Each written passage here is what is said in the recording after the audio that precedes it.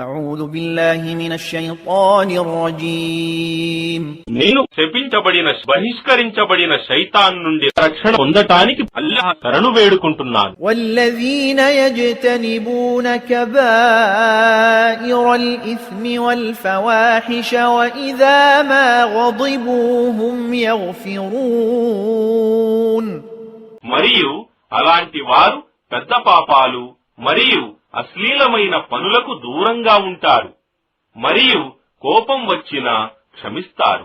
والذين استجابوا لربهم وأقاموا الصلاة وأمرهم شورى بينهم ومما رزقناهم ينفقون మరియు అలాంటి వారు తమ ప్రభువు ఆజ్ఞాపాలన చేస్తారు మరియు నమాజును స్థాపిస్తారు మరియు తమ వ్యవహారాలను పరస్పర సంప్రదింపుల ద్వారా పరిష్కరించుకుంటారు మరియు మేము వారికి ప్రసాదించిన జీవనోపాధి నుండి ఇతరుల మీద ఖర్చు చేస్తారు.